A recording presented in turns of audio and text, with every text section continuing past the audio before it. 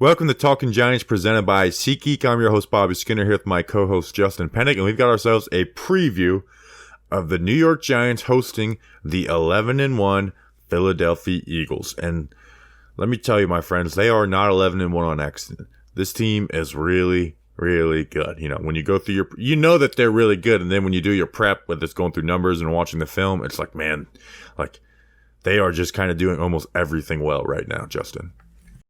Hey, Bobby Skinner. This is one of those game previews where I'm telling myself, get ready for this game and get excited for this game, not because you feel like you got a shot to win, but because, hey, there's only 17 Giants games that you get to celebrate, that you get to enjoy every year.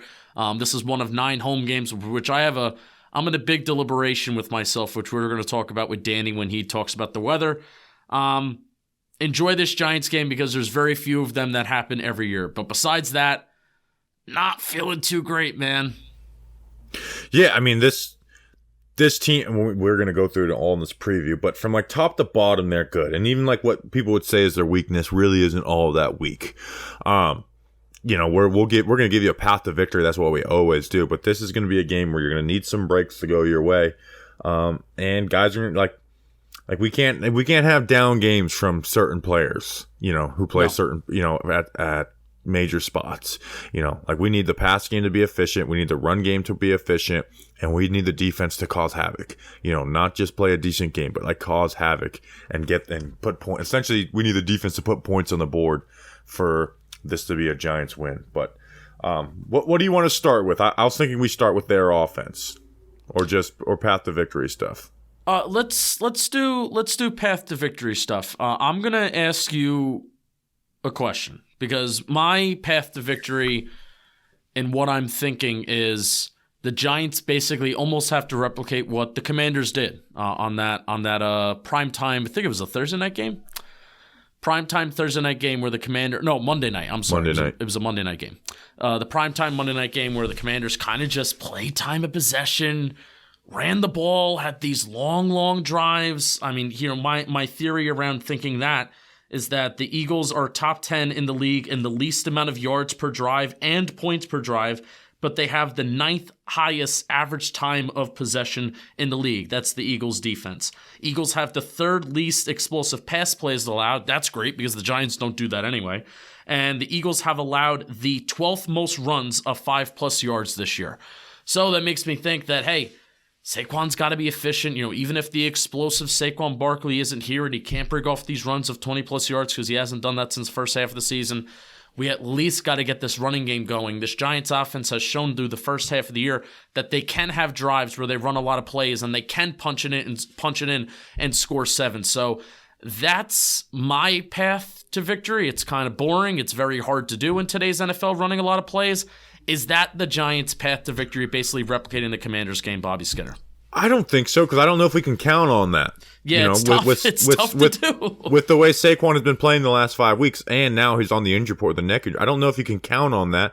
And you look at it, it's like it's not like the Commanders ran the ball well in that game. They didn't really run good at all. They averaged 3.1 yards a pop. That's really bad, but how did they end up scoring points? Terry McLaurin went off that game and created big plays.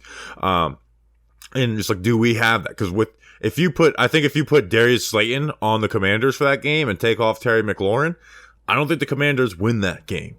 So I do think you can't, like, if Saquon's efficient, hell yeah. But I don't think at this point, like, there's enough of a sample size the last 5 weeks to bet on that. With the way our offensive line run blocks, the way teams are going to play us, I don't know if you can bet on that. So I think really.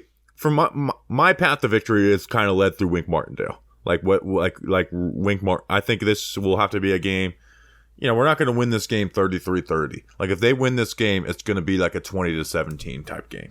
Yeah, and really, more than winning or losing, because my focus is very much on the Sunday Night Football matchup against the Commanders. By the way, did we? I don't even know if that was announced when we did Wednesday's mailbag. It was announced, but we didn't talk about it. Ah, crap. Well, it was announced while I was in New Jersey. How about that? We should have. Well, regardless, we're going to talk about it on next week's mailbag, going into the Commanders game. But I think it's kind of cool that the Giants-Commanders game is flexed to Sunday Night Football. I don't care what Daniel Jones' record is in primetime. I don't care what Saquon Barkley's record is in primetime. It's cool that the Giants have a meaningful December game that's basically going to feel like a playoff game, and it's going to be on national television. I don't care what their Let's just hope records it's not like the last time we were flexed to Sunday Night Football and Daniel Jones got hurt and James Bradbury got COVID and Jason Garrett got COVID. That wasn't so bad. And so let's hope it. But anyway, like my point being is that we had my Julian brain, Love as cornerback one in that game. Yeah, my brain isn't really on like, can we win this Eagles game? My brain is on, how can we win this Washington game? But what I am looking forward in this game is basically looking at like the foundation of our team, which right now all the guys that are basically healthy for this Giants team, they're on like that defensive side of the ball, and especially like our front seven and our front four. Azeez Ojulari, Leonard Williams, who didn't practice on Thursday, but I think he'll play. Dexter Lawrence and Kayvon Thibodeau. Those four guys who had a pretty solid game this past Sunday against the Commanders at home. I want to see if against a very, very, very good Eagles offensive line, if they can repeat that performance, and also if Wink Martindale can have a repeat performance of also having a lot of untouched pressures based on derived from scheme. Let's talk about their offense, though. Let's get into the nitty-gritty of the Philadelphia Eagles. They are the number 2 scoring offense in the NFL, and they essentially do everything well right now. They're the number 1 rush. They're the number 5 total rushing offense in the NFL. That's really good, right? Like they're a better, overall rushing offense than the Giants, who were like number 1 earlier in the year. And Jalen Hurts, while they, is averaging 8.2 yards per attempt. That's second highest in the NFL, only to Tua Tagovailoa. Jalen Hurts, huh? A word? A word. Jalen Hurts is, the 2 Alabama guys that were under Brian Dable. Jalen Hurts is completing 68% of his passes, 245 yards per game, 20 touchdowns, and 3 interceptions, and then adding 50 yards on the game with the ground, plus 9 rushing touchdowns. Let's talk about Jalen Hurts in their passing game, because right now it's basically running through 2 players, and that is A.J. Brown and Devontae Smith since Dallas Goedert got hurt. Both have 61 catches, Justin, but I think the way that both are used and both should be played, they're basically, yin and yang for wide receivers, where A.J. Brown, I don't see him having a typical game versus us. Like, if he's going to have to beat us, I really think it's going to have to be beating us deep. And Jalen Hurts is really not throwing the ball deep a lot. They're just converting essentially everything they throw. Like, he's throwing the ball deep 99% of the time. That's like the same as Daniel Jones in 2020. But they are throwing a touchdown every single 4 times, every 4 times that they do it, and A.J. Brown has gotten 5 of those 9 touchdowns. So they will throw the ball up to A.J. Brown and then just convert. But I think the way you play A.J. Brown is you got to get up close on him, and you got to play don't let him get in breakers. You let him get in breakers versus press man, he will get you, and play inside leverage and force him towards the sideline and force Jalen Hurts to throw the ball accurately outside the numbers and man coverage. Because even, on those quick ones, and then just like, hey, you kind of have to dare them to beat you deep with A.J. Brown, because if you play A.J. Brown scared, well, that's when they'll start getting you with the quick game. They'll give him speed out, so involve him in their RPO, the free releases, and then they'll lull you in and then throw the ball over the top on you, and they'll still win one-on-one because he doesn't need separation to win one-on-one. So I kind of think the way to play A.J. Brown is to dare them to like keep throwing that ball deep. Like, yeah, if we give up 1, maybe 2, but that's the way you're going to have to beat us. You're going to have to keep beating us deep, A.J. Brown. Yeah, I was really happy to see that Adoree Jackson was able to detail how good of a player A.J. Brown is, because they were teammates together against Tennessee. I'm excited to see Fabian Moreau go up against him instead of Adoree Jackson. Yeah, so that's the main thing. Where odds are, I actually think this would be a game where they wouldn't put Adoree on A.J. Brown, though. Really? They put him on Devontae? I think they would. So Fabian Moreau on A.J. Brown. Kind of the same way we played the Seahawks. Fabian Moreau on DK and then Adoree on Lockett. The only thing that I guess Fabian Moreau is one of our best corners in terms of playing the football. Like he's super physical. Like and that's where A.J. Brown beats you at the point of attack. If you play now some teams have because they're afraid of A.J. Brown beating them deep, they play off. That's the this is a game where Wink's got to be Wink. Like he's got to wink it the F up, if you know what I mean. And if they beat you, the better team won. But this is a game where you gotta, we'll talk about it all, but I want to talk about specifically wide receivers right now. This is where it's like, you gotta dare them to beat, you bring the party to them this week. Do not because if you sit back, they'll just, AJ Brown quick out, AJ Brown slant, AJ Brown screen, and then they'll still end up beating you over the top with them too. So this is a game where you gotta play them tough. Yeah. A.J. Brown is still one of the best receivers in the NFL at yards after the catch and yards after the catch over expectation.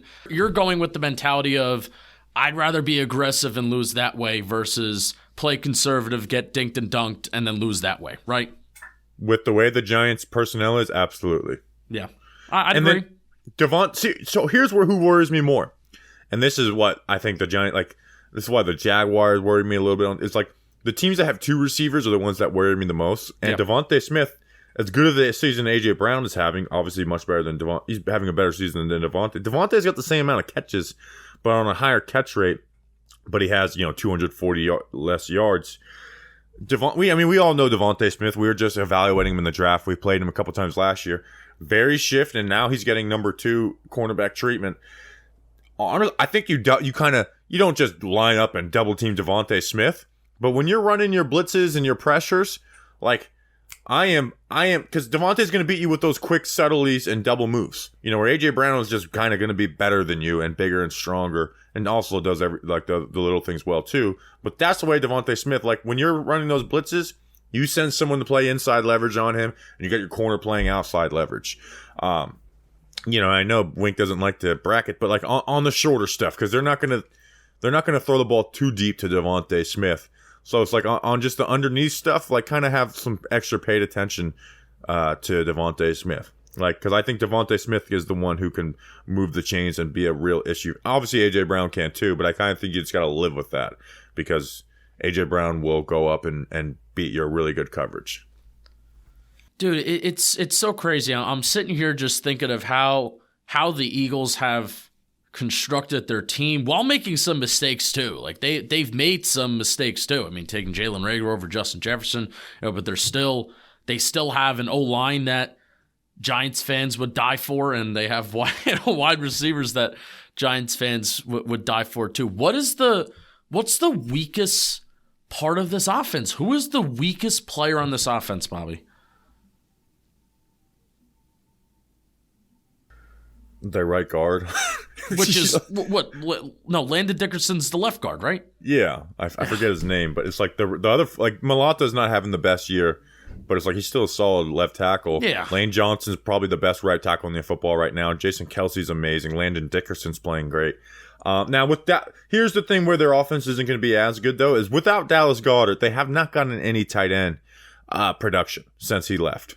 Like Jack Stahl and Grant Calcaterra from SMU. Mm-hmm. They're not putting up production, and they don't get the running backs really involved in the receiving game. Like the only time they get the running backs super involved in the receiving game is like Kenny Gainwell, and those are usually like design things. They're not like getting him, check downs and stuff. So it's kind of like you stop those two guys. Now it's really freaking hard to stop those two guys, and Jalen Hurts does not make mistakes right now.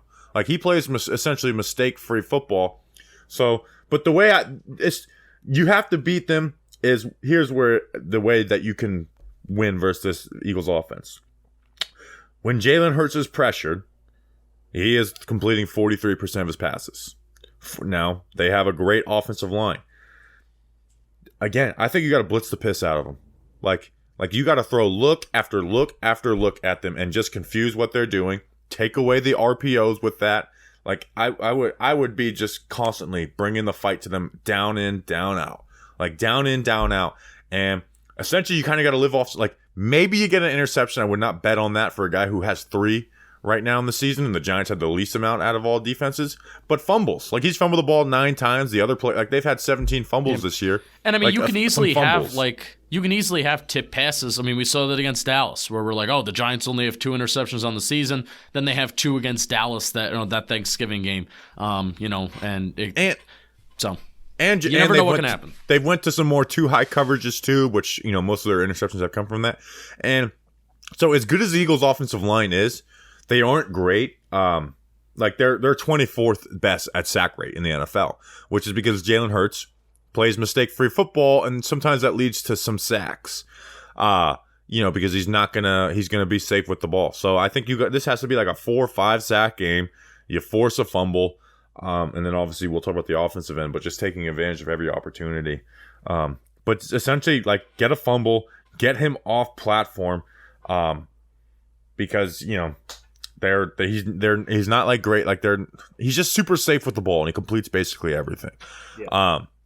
So you got to force those turnovers. It's weird going to a game like saying you got to force fumbles, but that has to be a point of emphasis coaching wise this week of like, you got to go for the ball, go for the ball, go for the ball. Weather may be bad, which we'll talk about that with Danny, but which again, and so I think this is a game where it's like Wink Martindale has to go balls to the wall. I'm coming after you. I'm throwing confusing looks at you. I'm going to trust that Fabian Moreau can hold off A.J. Brown a little bit, and I'm never going to give clean looks to Devontae Smith. I'm never going to let you sit back in the pocket and let Devontae Smith beat me on a 15-yard end. I'm not going to let my corners lose that way. Make the strength even more of a strength, which the strength of this defense is the front four right now. Help them out by getting home by helping them out with blitzes. Get the untouched pressures were really, I think, the big difference maker in some of those plays last week, like the Kayvon Thibodeau, what should have been a strip sack.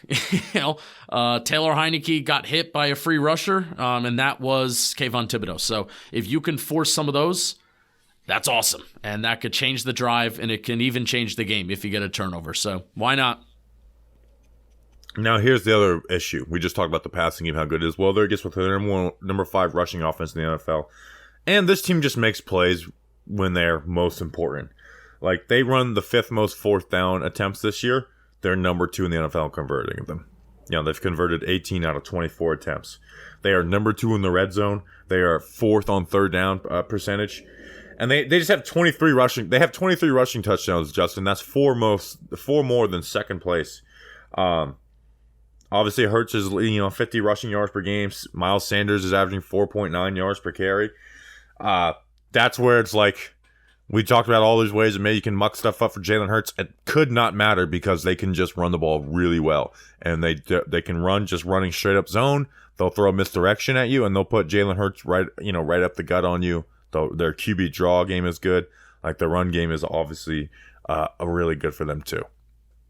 Yeah, maybe this could be even a point to transition us to our offense and their defense, but this is a game where I feel like if we get behind 7-0, 10-0, like, say goodbye at that point. Like, this is a game where the Giants, we cannot be in the middle towards the latter part of the second quarter and be down by more than 1 score. Because if it is, I feel like it's over, just because that's the formula of what the way that the Giants are built is by getting ahead then running with Saquon Barkley. They could not do that against the Commanders, but this is the way that the Eagles are built. Remember, there was a certain point in like the first part of the season where they didn't score second half touchdowns because they didn't need to, because then you just run the ball the second half because he built up such an insane first half lead by being efficient passing wise. So don't get down early. Yeah, I think you kind of you have to almost duplicate what you did versus the Cowboys in the first half on Thanksgiving, and then don't blow it. So let's talk about our offense versus their defense. They are the number 8 scoring defense, but they're number 2 in yards. Once again, we are playing the number 1 passing defense in the NFL. This is the second time in 3 weeks we're playing the number 1 passing defense in the NFL. They've surpassed the Cowboys as that. They have so our leading sack getter this year is Dexter Lawrence with 6, Justin. They have 5 guys who are 6 or above there. Oh. They have a rotation of D linemen who make you work. Second most sacks in the NFL with 42, only to the Dallas Cowboys, but they have the most interceptions with 15. They just execute what they do really well. Like, their defense is not some super they do some things, they'll throw some things at you, but it's like they have those 2 good corners in James Bradbury and Darius Slay, and then they have guys who get after it up front. They are the number 17 rushing defense, but I don't watch their rushing defense on film and look at it as really horrible. Like, I think they're not great, but they're not horrible either. And with the guys they have up front versus our interior, like I'm not going into this game being like, this is a game where you got to rush the ball a ton of times. No, we just need Saquon Barkley to be efficient in this game. Like we don't need him to have 28, 29 carries. If he does and that works, hell yeah. But I don't think this is a game where you go into it thinking that's what you're going to do. Like Daniel Jones has to kind of win this game on offense. Yeah. Again, we're underdogs. It's not likely, but this is a game where DJ's got to, kind of put the team on his back a little bit. Which again, and Saquon be efficient. Yeah.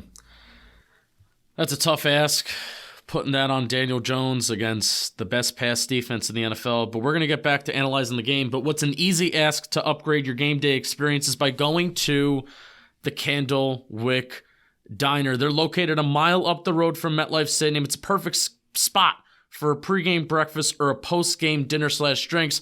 And fun fact, I love that we're rolling out this deal with the Candlewick Diner with kind of like a little bit of a promotional deal until the end of the year. So until the end of this month, you can go to the Candlewick Diner on Sunday game days. And if you mention Talkin' Giants, you get a free dessert. They have a full-service bar, in-house bakery, and free delivery. They have an extensive menu from breakfast burgers to steaks and pasta, and it's a spot that's also frequently visited by Giants players. Check out the Candlewick Diner in East Rutherford, New Jersey for all your diner favorites. And like I said, mention Talkin' Giants on game days, and you will get a free dessert. Check out the Candlewick Diner. You'll be glad you did. Yeah, so Bobby, like I said, You'll be glad you did. It's just tough. It's tough that, But I mean, here's the thing. So you're saying, oh, we got to put the game on Daniel Jones' shoulders. That doesn't mean throwing the ball 35, 40 times. It means Daniel Jones just has to play great. All right. So how do we define that? Are we going to be? Is this a game where again we're going to be calling from a drop back passing, or is this a game where we're expecting more rollouts, boots, et cetera, scheme driven stuff? I mean, do the scheme driven stuff, but don't do it like I charted all the play action from last week. Don't do it when it doesn't make sense. Yeah, don't do it on second and third. They ran play action on a 3rd and 5. Like a play. It's like, what the hell? No one's falling for this. Like by the end of the game, like they were running play action. Before the play action even happened, the linebackers are bailing. They're not even like afraid. So don't do it. This team is too smart to do that against. Yeah. You play some stupid teams like the Texans, you can do it. This team they execute greatly. They are not stupid. But do play action when it matters. 1st and 10. 2nd and 4, run the play action. Because guess what? Their linebackers play downhill. Like they do play downhill. So the only spot I think you can attack is one, rushing the ball well, which is not a given with this New York Giants team anymore. That middle of the field between their safety, Chauncey Gardner-Johnson's injured. It's kind of that middle of the field because their linebackers do, even when it's not play action, their linebackers don't play with a ton of depth. It's that middle of the field. I think that's the way you got to go. Because right now, like, let's look at, Bradbury and Darius Slay's stats. Bradbury is giving up a 44% completion rate, 2.6 catches and 24 yards a game, 4 yards per attempt, 3 interceptions. Darius Slay, 50% against him. He's giving up 2.2 catches a game, 27.5 yards, 6.2 yards per attempt, 3 interceptions. We've seen this matchup before. I know Darius Slay is a good corner. Bradbury, I would almost essentially avoid. But the last 3 games, those guys have played exclusively on one side of the ball. Darius Slayton's got to win versus Darius Slay. And he's done it before. Like, Darius Slay is not a corner that I, fear. I think he's a good corner. I don't fear him. Bradbury, it's like, he's going to bait you into something. Like, do not keep testing that cat. But, at the end of the day, Slayton's going to have to win versus Darius Slay a few times for this Giants offense to create some big plays. Yeah, it's a matter of how often is the Giants offense going to give Darius Slayton an opportunity to win, like man-to-man situations, or win your route here that's maybe just outside of a crosser. There was a comeback route that Darius Slayton caught last week, and I'm like, oh, we haven't seen that. Like a comeback route on the sideline that kind of went for a 10 to 15 yard play. Oh, it's not really something that we've seen all that often. And even you have. There's some things that Greg Cosell has put out this week. I think I'm getting his name right.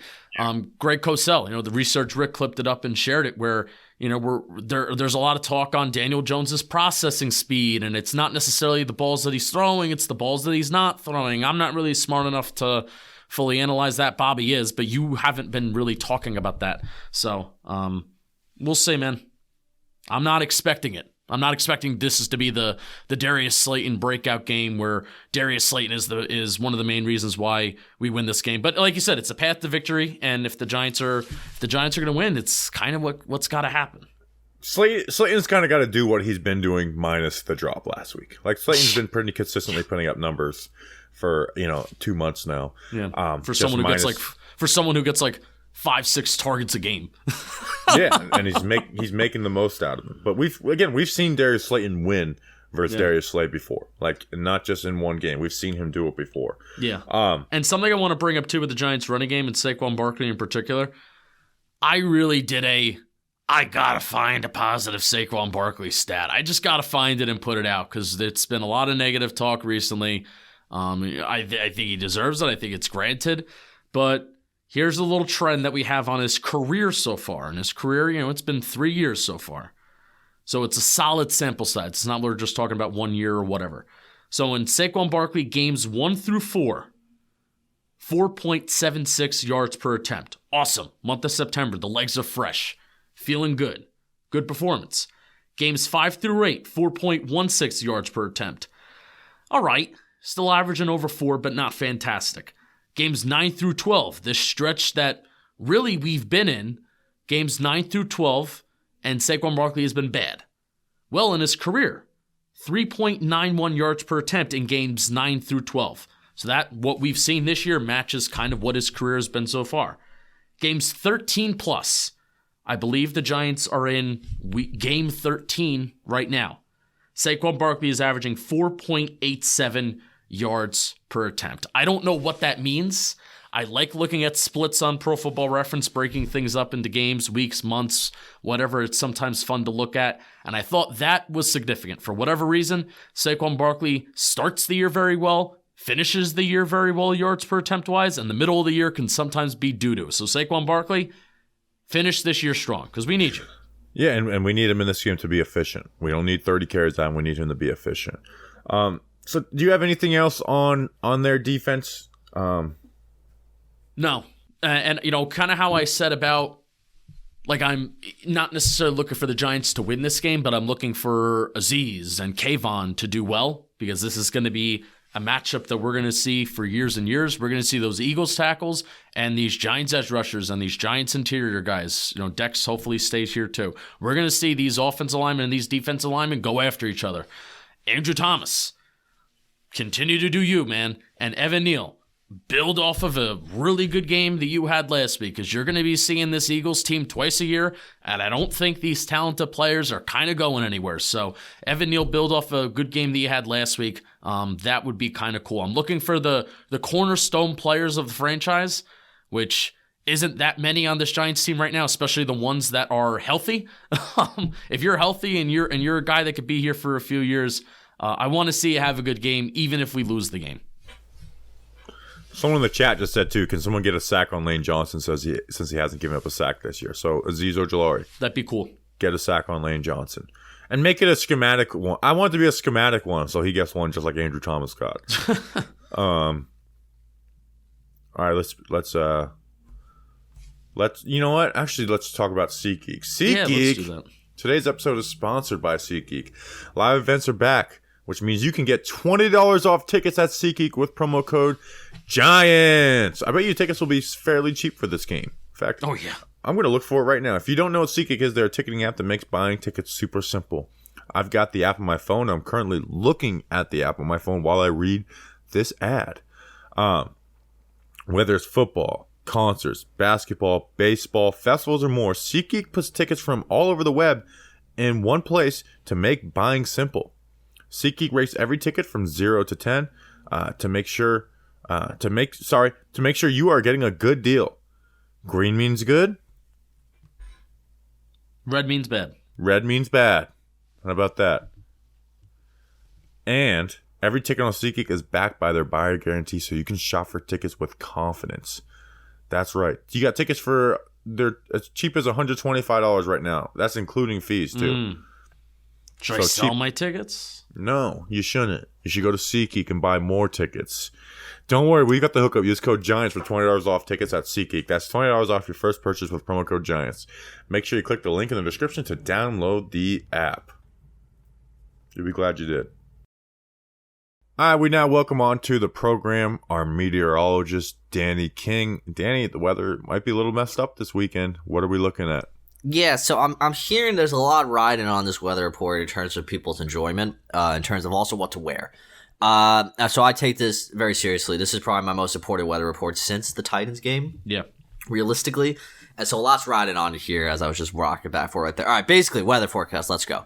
It's going to be overcast, and it's going to be cold. It's going to be 38 degrees, but the feel like temperature is going to be the low 30s. You're basically going to be at freezing all game long, 32, 33 degrees.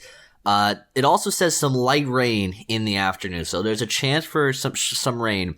It doesn't seem like it's going to be anything like heavy or crazy, but there might be some rain in the area, so that's like a poncho right there. You gotta bring a poncho or a rain type of jacket, because if you don't, you're screwing yourself. So I'm saying bring a rain jacket, but it's not going to be constant rain. So I should go to this game. I believe you should, yes. Will it rain during the tailgate? No, I think it's going to be good in the morning, and then the showers will start later on, right? Yeah, it says my model says light rain starting in the afternoon. All right, then if the tailgate's going to be good, just fucking buckle up for the game. Bring a towel to wipe down the seats. You're getting a free towel apparently at the game. Oh, really? That's huge. I think I read that somewhere. I could be wrong. That's huge. All right, I'm going. I mean, there we go. I hate it. Like it's funny. I was on the phone with Snacks last Sunday, and we were just talking about the tie, and that feels like a loss, and how bad this Eagles game is going to be. And I literally told him, I mark my words. I said, if it's like that freezing rain where it's like 40 degrees and it's raining, but it's not cold enough to snow, I said, I will not go. Lo and behold, that's exactly what it's going to be. And I'm a fraud for not going. Yeah, you're in that tough spot, so you really have no choice but to go. Yeah. But like this, I lots riding on my weather report. Yeah, I'm a fraud for not going. Mm-hmm. That's the correct way to word that. Mm-hmm. One of my favorite things about the weather report is Danny correcting himself from saying "it's saying" to "my model is saying." Because it's my model. It's my model. I don't know what you're on about. It's like it's saying. My model's saying. My model. So Justin, you have to be there. Yeah, I'm going. By the way, I used to be. You know how I always say I like to sit up high. I think I'm changing back to I like to sit down low guy. This last game, my vision sucked in the corner. Like, I know it's better in the middle of the field. No, you can't do the corner, man. You gotta go at least 15, 20-yard line, and then to the right or to the left. You gotta go midfield because the corner is bad. Don't let sitting up high in the corner ruin your perception of sitting up high. Don't let that happen. I don't know, but when I went to that game in 2019, I sat low and it's like there's like vivid things I remember. Like I still to this day remember. It was Caden Eli Smith. Manning's last game. And I just remember Eli. I remember that Caden Smith catch up the seam, that Saquon Barkley cut. I remember Nick Gates pulling. This game ended in a tie. You don't want to remember any of it. That was Eli Manning's last game. You want to remember a lot of things from that. Golden Tate had an insane catch. I actually went back and listened to that podcast, the recap, this week. I'm weird, I know. All right, let's do trivia. All right, so like I said, I am changing it up this week because I'm running out of options here because I don't want to keep repeating the same thing, even though I feel like I haven't done that a lot. Alco Guthrie almost killed Ryan Fitzpatrick in that game. Mm-hmm. He was a Dolphin. That is correct. He was a Dolphin. All right, so changing it up. Love. All right, Julian Love. This guy. Like I said, we might not like this one this week, but we're going to have fun with it. Which Eagle QB or QBs have 4 touchdowns in a single game against the Giants? So I'm going to list down names, and you can name one, you can name all, it's up to you. Bobby Thompson. Bobby Thompson is on the list. GT Bobby Thompson. Michael Vick. We love GT Bobby Thompson. Michael Vick. Nick Foles. Sam Bradford. Donovan McNabb. Randall Cunningham. And Ron Jaworski. You can name one or all of those guys. So I'm going to say McNabb. I remember... Here's that 3 touchdown Terrell Owens game. That might have been his only 3 in that game. I'm going to say McNabb. There was so many battles Would there. you want me to tell you how many touchdowns the number is? I can tell you that. That's no problem. You said it's 4. I did. I remember if I said that. Never mind. Ignore me. I'm going to say McNabb. I think there was a game that Sam Bradford cooked. I know. I was going to say Sam Bradford. I'm saying McNabb and Bradford. Justin. I'll agree. I'll agree with Bobby. Well, you got to pick one different than me. Oh wait, how? So there's 4 QBs with 4 touchdowns. I think there might have been more. How many? I named the list of quarterbacks: Bobby Thompson, Michael Vick, Nick Foles, Sam Bradford, McNabb, Cunningham, or Jaworski.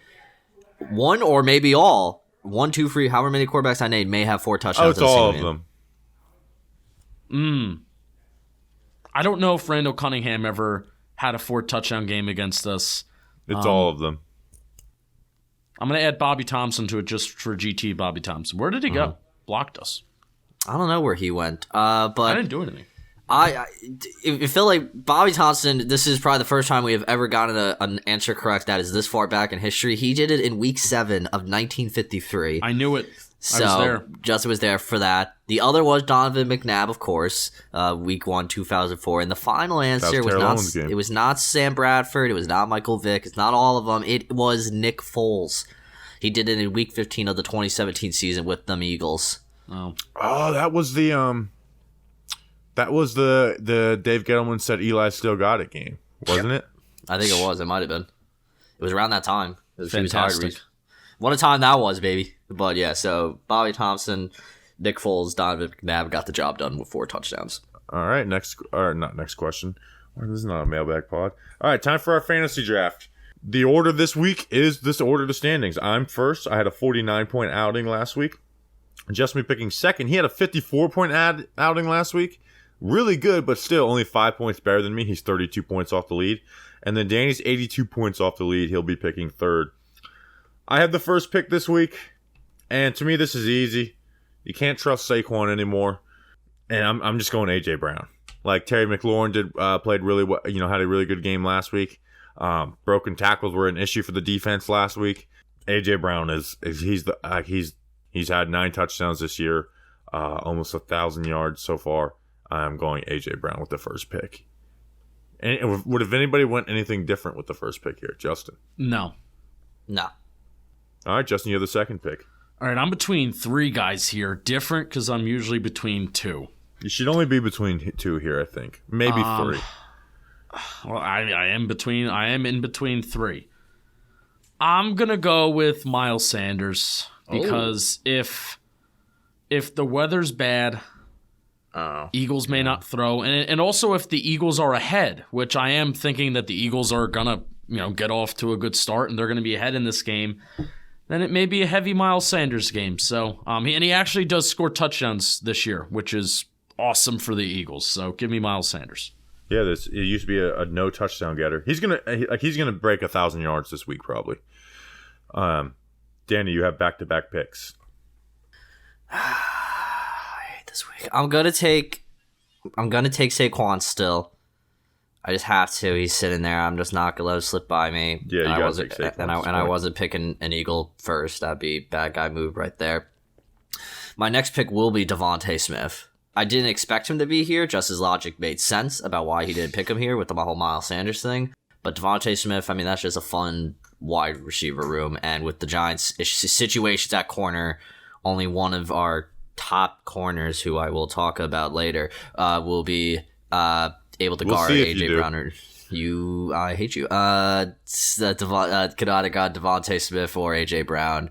And so it's just one or the other. And which one's going to score more touchdowns? So Devontae Smith and Saquon Barkley. Yeah, he has the same amount of catches as the first overall pick, A.J. Brown. So, Justin, your second pick. Do you remember that I made a very wild and unconventional pick during our last Eagles fantasy draft? And everybody's like, what are you doing? But Was it worked. Boston Scott? I'm going to take Boston Scott.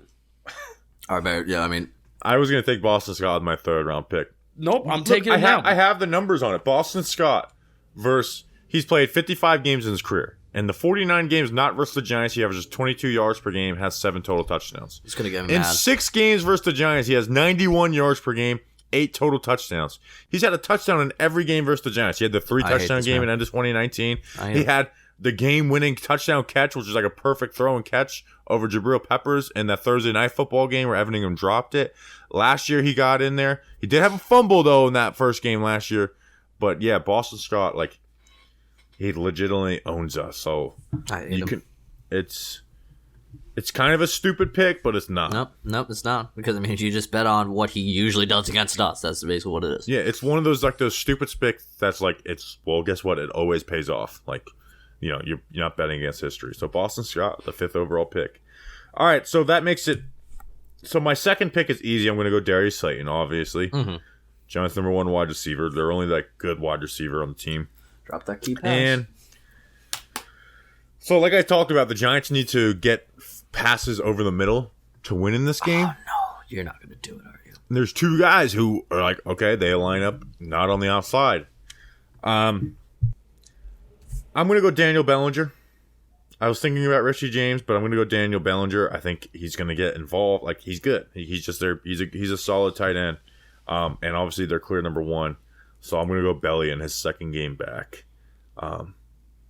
So Justin, what's your third pick? I'm going to go Isaiah Hodgins.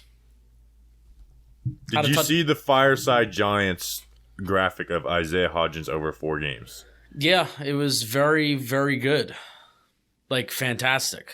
Like, Isaiah Hodgins is on a record-breaking pace over the last 4 weeks, and Fireside Giants decided to make a graphic conveniently tagging him. 134 yards, 1 touchdown, and then very little in parentheses over 4 games. Just very funny graphic. Yeah, not begging for a wee tweet.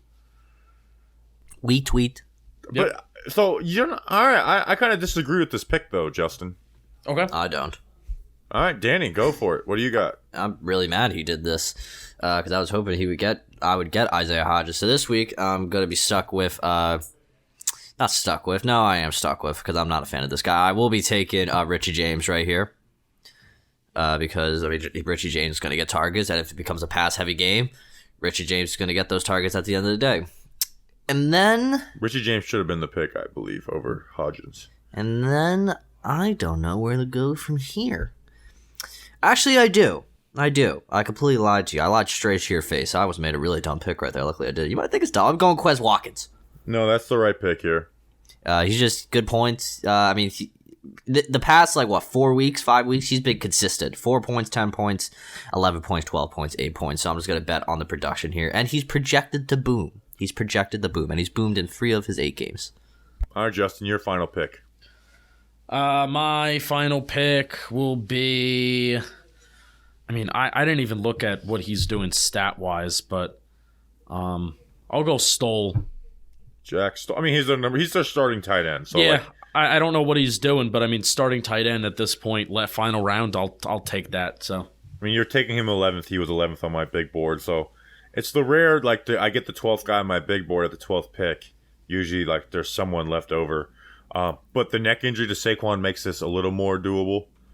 I'm going to go Matt Breida. You know, the backup tight end situation with the Giants, I mean, Lawrence Cager didn't play last week. They put Nick Vannett out there. I don't, appreciate Nick Vannett. Chris Myrick's kind of like a one-catch every other game type guy. So I'm going to go Matt Breida. Simple as that. All right, to recap, I have A.J. Brown, Darius Slayton, Daniel Bellinger, and Matt Breida. Justin has Miles Sanders, Boston Scott, Isaiah Hodgins, and Jack Stoll. I kind of hate Justin's lineup. Danny, Saquon Barkley, Devontae Smith, Richie James, and Quez Watkins. If Justin wins this week, it's going to be an upset. I'm just going to say it. All right, time for Giant Factors, where we pick our X Factor for the team. We talked about him a lot in the beginning of the show. Fabian Moreau. You're going to be lined up on the best player on their team, AJ Brown. We're going to need you to be good. I think they're going to have to trust you to win 1-on-1 versus that guy. And guess what? Is AJ Brown going to kill you with separation? Sometimes, but he makes his big plays through the catch point. So I'm going to go Fabian Moreau. You got to make plays at the catch point. Do not let AJ Brown boss you and make you look dumb. Fabian Moreau, you are my Giant Factor for Week 14. Versus the Philadelphia Eagles. Justin, who is your Giant Factor? I'm gonna go with Saquon Barkley, man. I know, it's a little bit of a cop out, but I gave you those stats during the first half of the show about his game splits. When he starts the year, his yards per attempt is very good. In the middle of the year, the yards per attempt is bad. We are officially stemming out of the point where we are in the middle of the year. We are in the month of December. We're getting knee deep into it.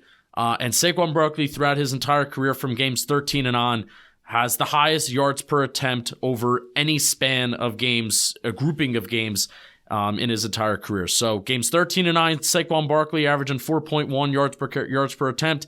We got to see it. If the Giants have a path to victory, it's going to have to be Saquon Barkley averaging close to, if not over, 5 yards per attempt. Saquon Barkley, you're my Giant factor. Danny, who is your Giant factor? Who will be my Giant factor? Yeah, Bobby screwed you there. Yeah, he did. Bobby, I'm not surprised because Fabian Moreau is a very key aspect to this. Monroe, I've heard so many. Maryland Monroe, Moreau, who knows what it is. But I'm looking at it this week. I'm going to go with the guy. I'm going to go with Darnay Holmes if he's healthy. Sure. I think the slot corner, we're struggling at corner position right now, obviously. I don't know. Obviously, Darnay Holmes was not there last week. Zion Gilbert filled in nicely. If it's Zion Gilbert again, I believe it'll be another great addition to the slot cornerback position, but it's probably going to be Darnay Holmes based off what I read. Zion Gilbert did give up the game-winning touchdown. He did give up the game-winning touchdown, but he almost had the game-winning, game-sealing interception, or he was one of those guys that had the game-sealing interception. It doesn't matter. Darnay Holmes. Obviously, A.J. Brown's going to be good. Devontae Smith's also going to be good. Don't allow Quez Watkins to go off. Even though I have him on my fantasy team, don't let him go off. Please try and limit the weapons Jalen Hurts is able to utilize this week. If we could trust on our offensive line to hold up Miles Sanders for as long as possible, and we force Jalen Hurts to throw the ball, it could lead to dumb mistakes to happen. And I like Darnay Holmes. I think maybe he can expose Jalen Hurts a little bit here. Wink could expose Jalen Hurts, and Darnay Holmes could take advantage of that. So Darnay Holmes, just have a game. Any corner, have a game. Fabian, Zion, anyone. Cordell, anyone. Please, anyone. Speaking of Darnay Holmes being exposed, you think he's going to have another... It's like the Packers game. You think he's going to have another getting whacked off on the sideline? I mean, if it gets him in the right mood, you got to do what you got to do. I saw he... I mean, goddamn. I mean, you got to do what you got to do to get the boys ready. And if that means you got to do that on the sideline, I mean, getting a rub and tug? Yeah. You got to get a rub and tug on the sideline to get ready to go back out there. You got to do what you got to do. It's so funny that so we found out, like, just through our own dealings, and Darnay is very much about, like, branding, business and stuff. Oh, that, like, when that video went out, it's like Darnay didn't say anything, and then I can't remember. He did, like, some type of, like... He made an NFT, I think. Yeah, he did some type of branding off of it. Like, some way to try and make money off of it. See if I can... I respect it. He tweets a lot, so or retweets a lot, so... Tough. I do legitimately believe he made an NFT. He was like, hey, guys, I'm going to make an NFT. I was like, you're going to make he said, y'all need to chill. That tent wasn't available. Everyone's having so much fun with this vid, so I decided to team up with Memento NFT and turn it into an NFT. Going to give away some signed balls. I bought 50 of them. Do some live streams, too. It looked like someone was signing his balls. All right, let's... That's talk enough about to talk about. Yeah. No. Shut your mouth. Shut your mouth. Shut your mouth. Shut your mouth. Shut up, Nancy. You know what the funny thing about the parents and stepbrothers' names are Robert and Nancy? Those are my parents' names, Robert and Nancy. Wow. Look at that. Spread picks. We got a tie at the top. I went 4-4 last week. Justin went 2-6. We are tied at the top at 46 and 53. Danny went 3-5. He's a game back, 45 and 54. And the listeners, a couple good weeks they've put together. 5-3 last week. They are 44 and 55. So this is anybody's week. Danny, who are these picks brought to us by, though? I mean, well, I'm not very sharp this year. DraftKings Sportsbook is always sharp because, as always, our spread picks are brought to you by DraftKings Sportsbook, an official sports betting partner of the NFL, and they are my go-to when betting on the NFL this holiday season. You may ask why, because the same game parlays, easy and fast player prop options, etc. They got everything. They got everything you want when you're using a sportsbook app, and that's why I use DraftKings. Right now, customers can bet just $5 on any NFL team to win their game and get $100 $150 in free bets. I stingy of $50 right there. $150 in free bets if they do. Right now, everyone can earn up to 100% boost with DraftKings stepped up same game parlays. Go to the DraftKings Sportsbook app, place the same game parlays. Yeah, I think I did say that. I don't know why I said that, but I did. Go to DraftKings Sportsbook app, place the same game parlay, and combine multiple bets like which team will win, player props, totals, and more. The more you add, the bigger the boost, the bigger your shot to win big. Bobby, just are you guys legally allowed to say like you're against the spread picks this week? Is that allowed? You guys, can you comment on that? I mean, I'll let you know what they are when they come. All right, but you should check that out. What's the stands on that right now? Y'all who's going to Super Bowl? Bobby and I are dookie. It's good that Danny was not listening to me 2 minutes ago. Okay, that's fantastic. Myself and Justin are first place. You're a game no, back. I'm talking Danny. I'm talking the Super Bowl. The Super Bowl thing that we're in. Oh, okay. Glad you're not listening to me. I honestly I wasn't. I was putting together the Thursday Night Football pick tweet. Jake is killing it, which is so frustrating. Yeah, Bobby and I are both dookie. Well, so the thing is I'm just going to pick against Jake for the next 5 weeks, and hopefully he goes on a losing streak, and that's literally my only path to victory is Jake going on a losing streak. I'm picking the opposite of him going forward. Well, be like Jake and go download the DraftKings Sportsbook app now. Use promo code JOHNBOY. Place a $5 bet on any NFL team to win their game. Again, $150 in free bets if they do. Only at DraftKings Sportsbook with code JOHNBOY, JOMBOY. I'm just going to keep saying that every time. Minimum age and eligibility restrictions apply. See show notes for details. All right, Thursday Night Football. We got a great game. A great game this week. We got the Raiders at the Rams plus 6.5. I'm really hoping we get Baker Mayfield. You know what? We're getting Baker Mayfield prime time the next week. He's on Monday Night Football. The listeners represented by Max Mooney are going Raiders minus 6.5. The Rams suck so bad. Like, go look at their depth chart. They are truly horrible. So I'm going Raiders minus 6.5 as well. Justin, you are first place, tied with me. Who are you going? Yeah, I'm also gonna. Come on. I'm gonna agree with you there, man. I'm gonna agree with you there. I've had like 2-6 weeks back to back, and I'm still in first place. So I just gotta, I gotta go with my gut. All right, Danny, what are you going? I mean, whether it's Baker, who's just got to the team, or John Wolford, who is not very good, the Raiders are just going to win this game. They will win, they will cover, they will do all the things they need to do. I'm going to love putting out a tweet that's saying, with all of our records below 500, and it was all picking Raiders minus 6.5. Here we go. Here come the comments. You could pick the Rams.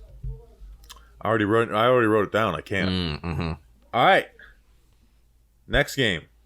Vikings at Lions minus 2.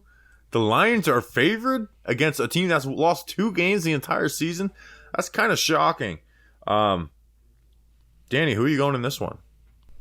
I mean, like, the Lions are a fun team. Like, they're gritty and they're biting people's kneecaps, but like, the Vikings are good, and this just feels like it's free money right now to me. So give me the Minnesota Vikings plus 2. Here's the thing, though. The Lions are kind of good too now. Like, yeah. their only loss like the last month has been to the Bills on Thanksgiving, like, which was like they almost won that game. Like, I think the Lions are going to win this game. Like, I think everyone like, you look at this and like, wow, the Lions are favored. But like I'm picking the Lions minus 2. Justin, who do you got?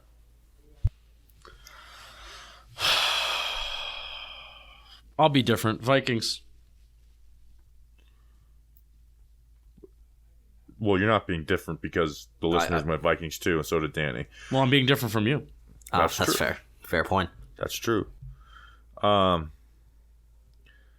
Jets at Bills minus 9.5. Now, this is that line that's like, that's too big, where it's like, is it a sucker bet? But I am going Jets plus 9.5 on this.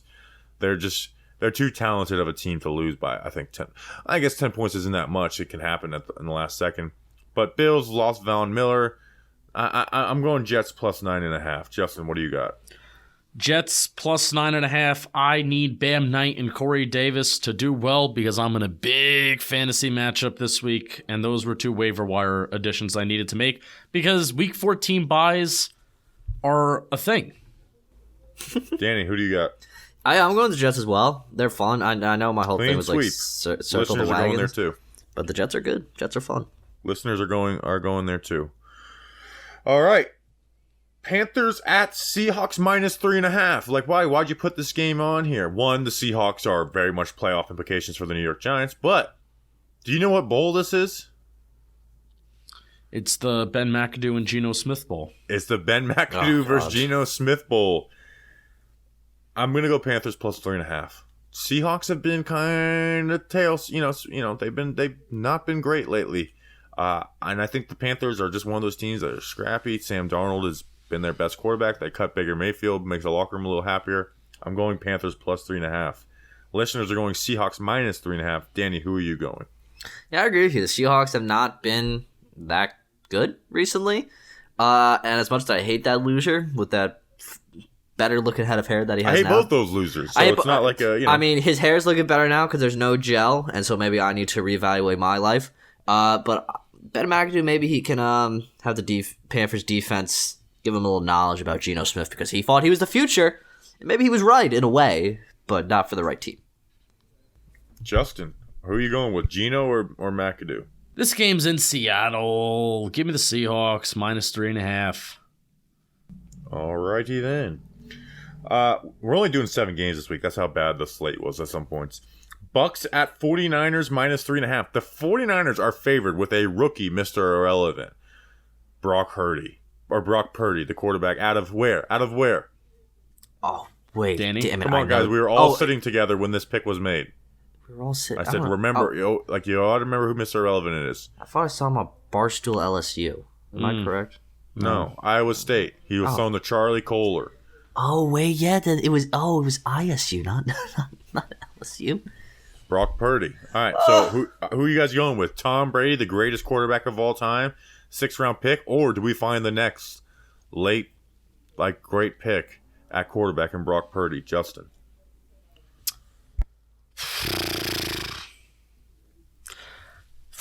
This is tough. Give me 49. Yeah. Give me 49ers. I'm going Bucks. I'm sorry. I know everyone's like, oh, Brock Purdy. No, sorry. I don't care how much of a leader he is and how aggressive he is. I'm going Bucks +3.5. I just don't believe in the Bucks, and I think the 49ers are much better coached, and their team is just so much better than the Bucks. Yeah, that is true, but it's Tom Brady versus Brock Purdy. Yeah, and they'll only have to lose by 3 points for it to be a win. Listeners are going with you as well, Justin. Danny, who are you going with? Brock Purdy has a very fun nickname. And I'm not going to say it on here because it's very inappropriate, but... How inappropriate? Very. Say it. Well, it's Big Blank Brock. You can guess I feel like that nickname's overused now. You can't just... Not everyone can be Big D. Apparently that's the nickname. That's not apparently. That is the nickname, and I'm not betting against a guy with that nickname. Mr. Irrelevant is going to go out there, dominate the Bucs. He's going to be the greatest thing. It's going to be all over talk shows. Is Brock Purdy the next... Jimmy G. Steve Young, Jimmy G, the greatest quarterbacks ever exist. Give me the 49ers. Wow. Who would have thought that?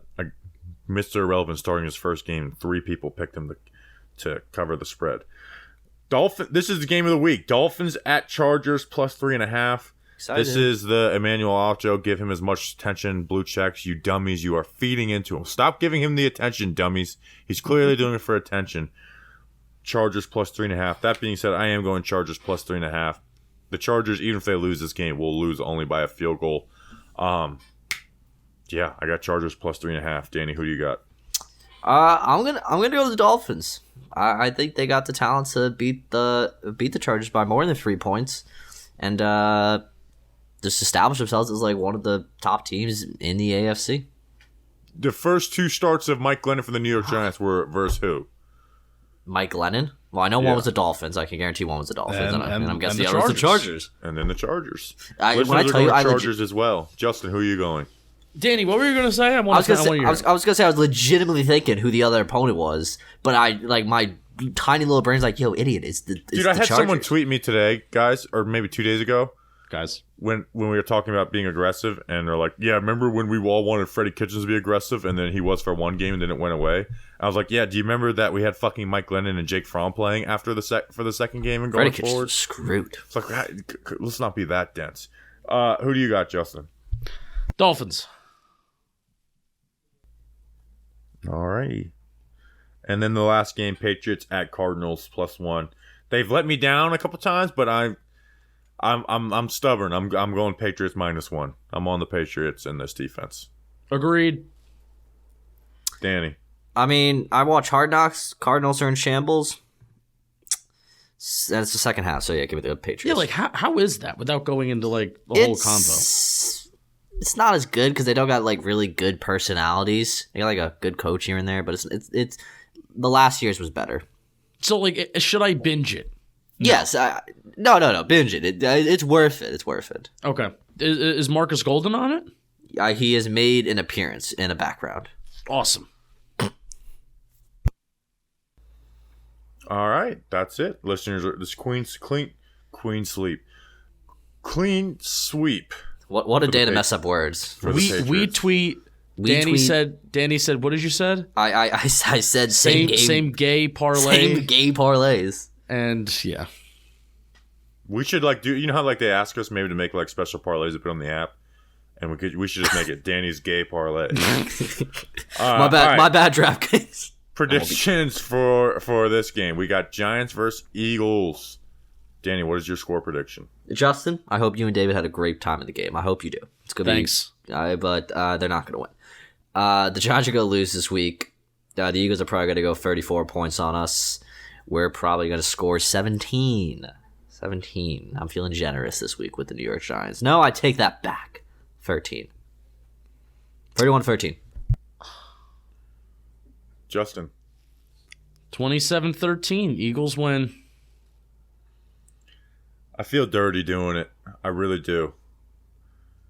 And I know it goes against everything I preach and I believe about being realistic, but I am going Giants 77, Eagles 0.